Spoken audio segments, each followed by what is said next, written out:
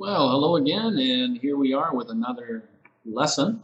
Today's lesson is lesson management, and we're going to talk briefly about phone classes. Not a lot to talk about when it comes to phone classes. Everything is pretty much the same as far as how you're going to work through the lesson, as far as courtesy, as far as the way that you interact with the student, the levels of the student. Everything's pretty much the same except for a few differences. And my job today, what I'd like to do, is make you aware of those differences between phone classes and video classes. So let's begin.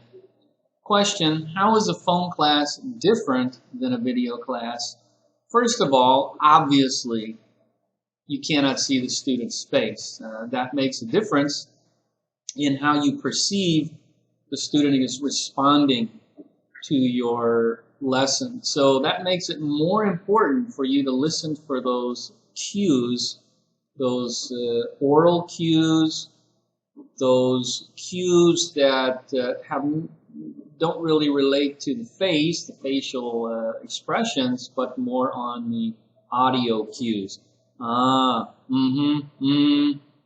you need to have a little bit more of a heightened ability to distinguish how a student is progressing, how they feel, the mood of the lesson.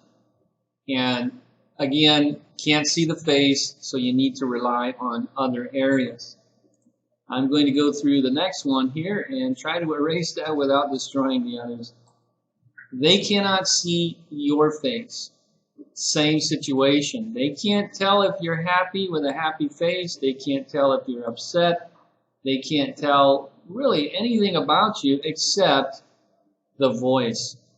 Your voice is one of the most important tools that you have in a phone class, probably the most important tool in a phone class, I would say.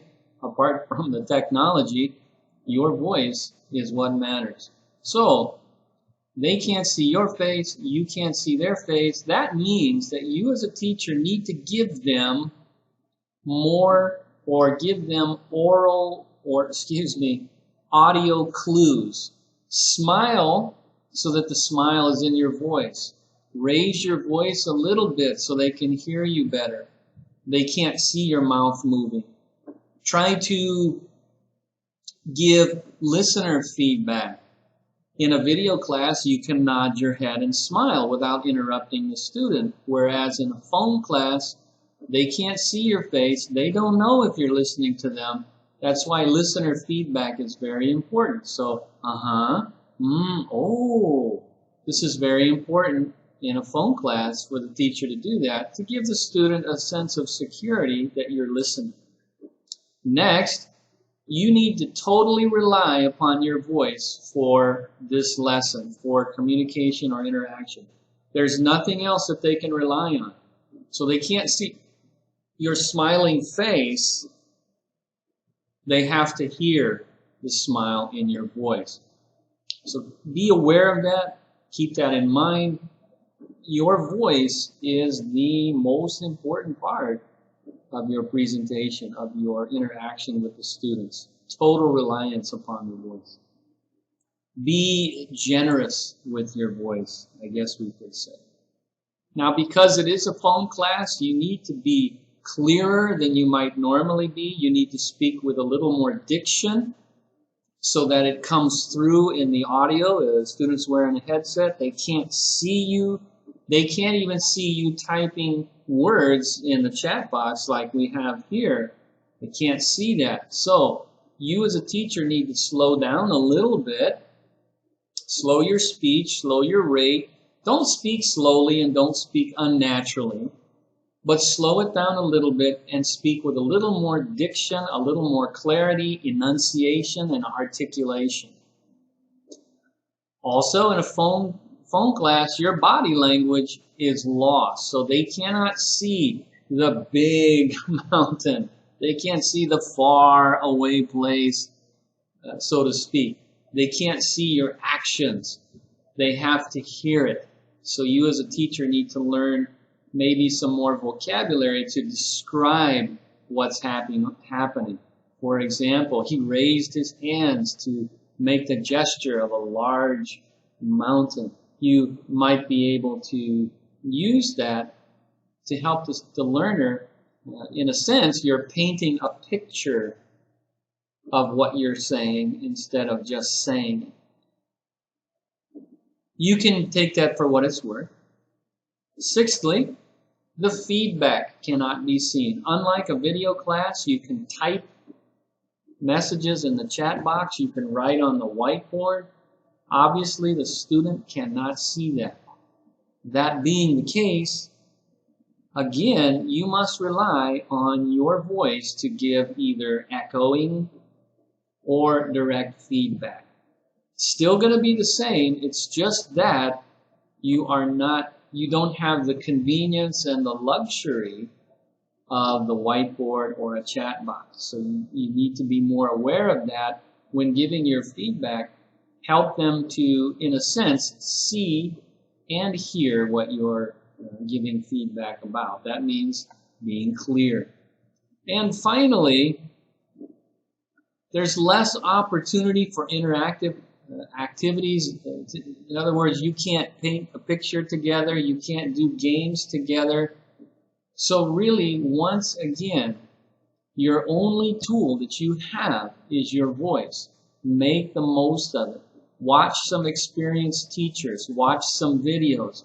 Watch some videos, I'm so sorry. Listen to some audio files.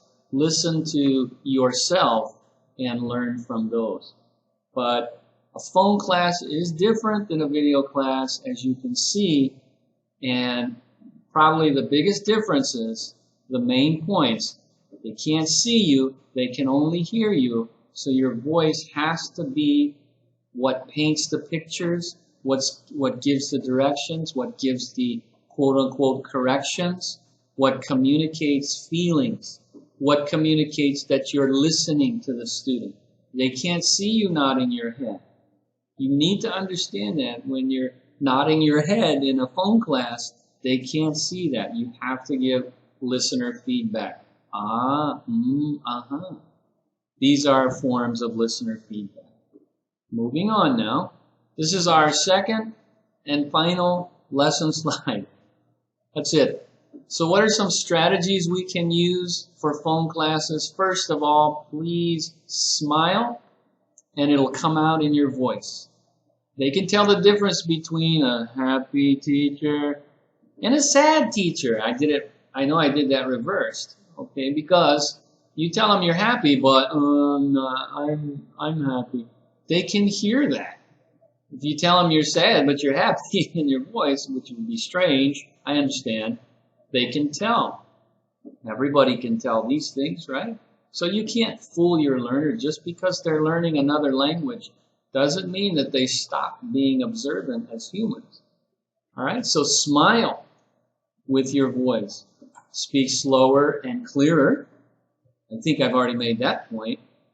But don't speak slowly, speak slower.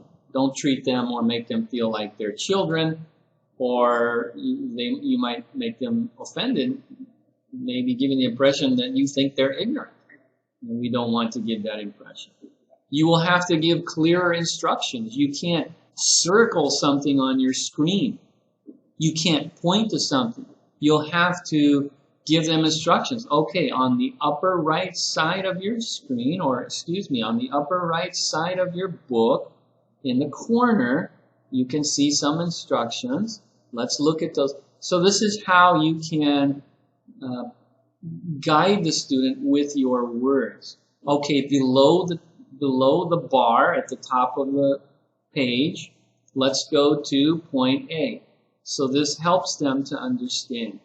At the same time, believe it or not, you're modeling for them how they can give these kinds of instructions.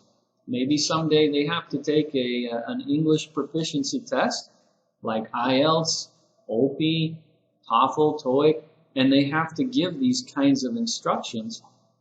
Wow, you've already had a multiple benefit there. Next, give simpler definitions. Again, why? They can't see Google Images. They can't see pictures. They can't see you drawing on the board. You're going to have to give simple definitions to student questions and word meanings. Next, be sure the student has finished speaking before you speak. Give them a chance. You can't see them on the screen to see that they've stopped speaking.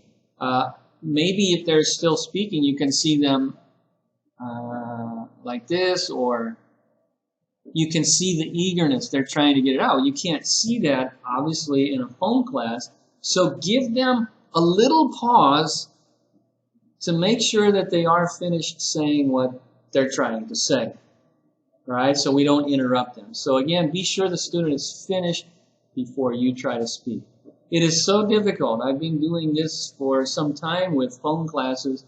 It is so difficult when both of you are trying to speak, you interrupt each other, you pause to give the other the turn, and it just turns into a mess. So keep it clean, let them finish, then you take turns. It's turn taking in a phone class.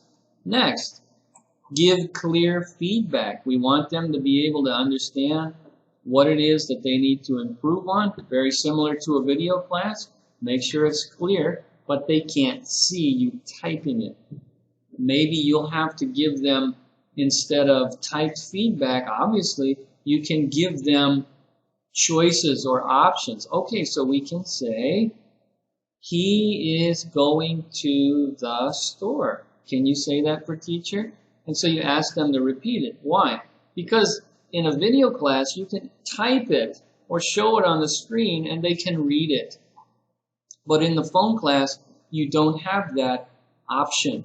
You can only use your voice to give them the complete or corrected statement or the corrected pronunciation, we could say, and then you're going to have to guide them through it. It may mean sometimes he is going, student says he is going to the store. To the store. Okay, he is going to the store. So you break it up into pieces. Why? Because they can't see it. They're only hearing or listening to your instructions. And finally, for phone class, you're going to have to develop better descriptive skills, meaning learn a few more adjectives, learn a few more adverbs. Nouns and verbs would work well too. But try to build up your vocabulary to guide the learner through the phone class. You are the learner's anchor to the lesson, so please try to be the best that you can when using your voice. Also, try not to cough too much in the microphone. Try not to breathe into the microphone. These are just simple things that really would make it a better class, a better lesson, a better experience for your students. So that's it. That's it for Lesson Management 101 phone classes. We looked at how a phone class is different than a video class, and we looked at some strategies you can use for phone classes. You may have some other ideas. Feel free to shoot me off some comments, ask me questions. Like I said, I don't have all the answers. I just try to give the answers I think you need. But I could be wrong. But I do try to give you the practical information that will help you at least hit the ground running. So thanks a lot for your attention. That's all for the lesson. Take care and have a great class.